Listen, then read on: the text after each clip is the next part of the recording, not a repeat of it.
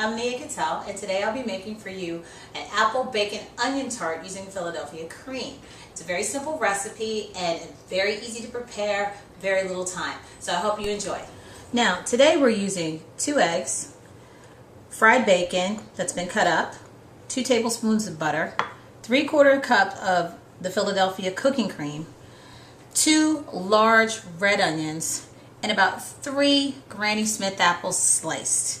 And we're going to be adding 1/4 teaspoon of ground cinnamon, 1/2 teaspoon of savory, and 1/2 teaspoon of sage. Now, to keep this recipe super simple, you can use whatever pie crust recipe you're comfortable with. So if Grandma has one, or Aunt Ida, or even your Uncle Joe has one that everybody loves, go ahead and use that pie crust recipe. Now, in the interest of time, I've already browned the bacon. We've cut it up, browned it, and drained it. It's important that you drain your bacon so it's not too greasy. Now we're just going to take our 2 tablespoons of butter, add it to our pan. Our pan's nice and hot. Okay. And we're going to add our onions. As you can see, our butter, not our bacon, melt in the pan. And we're going to what's called caramelize our onions. Now this takes about 5-10 minutes, so you want to make sure you have it on a high enough heat so as to cook it fast but not burn it. As you can see, we sliced the onion up kind of thinly so that it cooks faster. And you want to keep this moving because we only have 2 tablespoons of butter in here. You can use a non-stick pan. You don't have to. A cast iron pan will work. A stainless steel pan will work. But for us today, just so you can see against the color of the pan, the nice red, we're cooking it in a Teflon coated pan. Okay? Now we're going to let that sit and brown for a little while. We've coated our onion with the butter.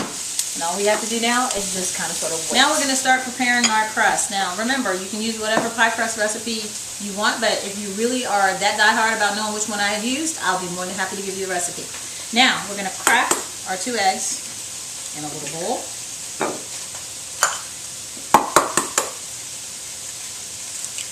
And we're going to add about 1/2 cup of the Philadelphia cream to it.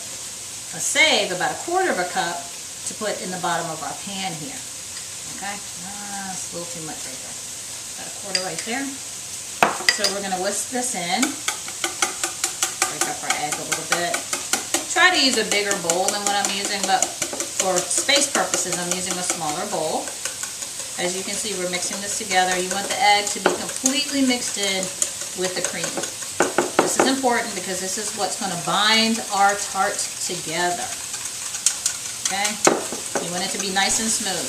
Now, we're going to take 1/4 cup of our Philadelphia cream. We're just going to spread it on the bottom.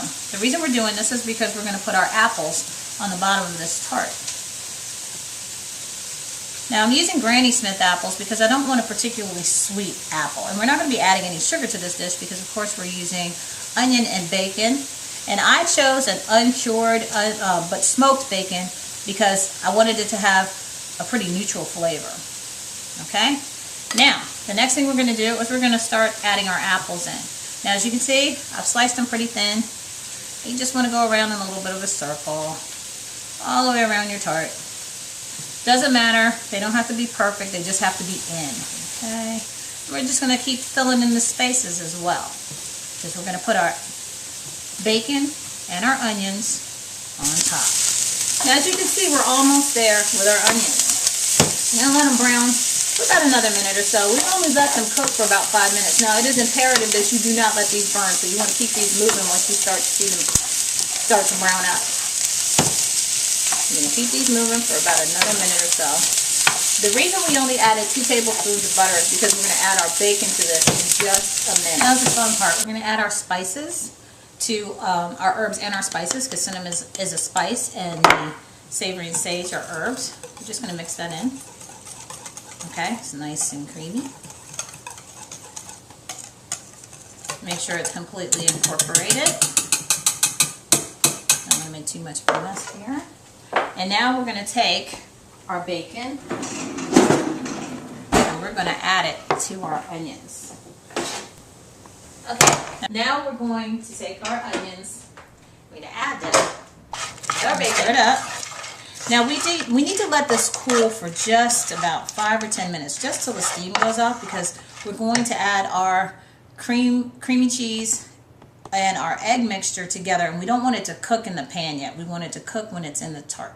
So we'll be back in about 5 minutes once this is cooled, and then we're going to put everything together and put it in our oven. We're going to finally put all of our ingredients together. Now I love this part because this recipe is one that people have been asking me about. Every time I make this dish, I have to give the recipe out. So I'm finally happy that I can put this on the website. So now anybody that I neglected to give this recipe to, now you have it too.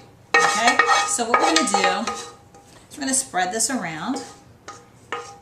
For those of y'all who remember me doing this like this, it's because I added apples. I wanted to make it a little bit more special.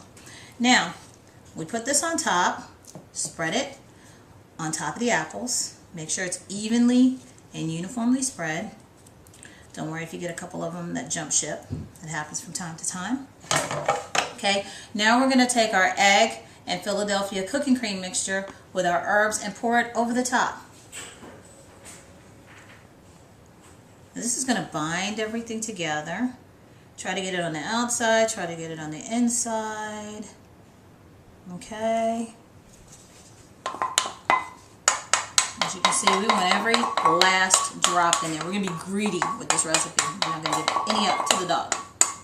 Okay? And then we're just going to kind of sort of spread it a little bit. Now, we're going to place this in an oven that's preheated to 375 degrees. Okay, now we get to place it in the oven for 35 minutes. Now, it's done. It smells so good. It's going to be hard for me to show this to you without taking a bite of it or cutting it up first, but I will do my best to restrain myself. Okay? Isn't that gorgeous? The first time I ever made this dish was when we were on embassy duty. My husband is in the Marine Corps, and we had to entertain every so often, and I had to think of something very quickly to make that was tasty for guests who weren't interested in eating Lithuanian food at the time, which I actually think is pretty good. But I wanted to make something to give more of a variety, and this was something that I came up with, and I've been asked for the recipe ever since. So I hope you enjoy it as much as I have enjoyed making it, and as much as the people that I've entertained have enjoyed eating it. Ooh, I love this tart. This is one of our favorite family dishes at that. Cut a little piece. I'd love to share it with you, but unfortunately I can't right now, so I'm going to enjoy it for all of us. Okay? This is a great entree from one of those nights when you're on the run, or, you know, when you have a PTA meeting, or when you have to bring, you know how it is, bring a dish. You can bring this with you. Easy, portable, delicious. And as you can see, our apples are all cooked up well. Everything's blended together. I'll clean up my mess a little bit. I'm a little bit of a neat freak, so you'll have to forgive me. Alright, as you can see, everything's blended together. Take a little bite there. And you want the apple to be al dente, which means to the tooth, a little crunchy, keeps the nutritional value in there. Well, I don't know about you, but I'm hungry. Man, this is so good. Wish I could give some to you. Today I can't, because I'm planning on eating this thing myself. Bye everybody. Enjoy.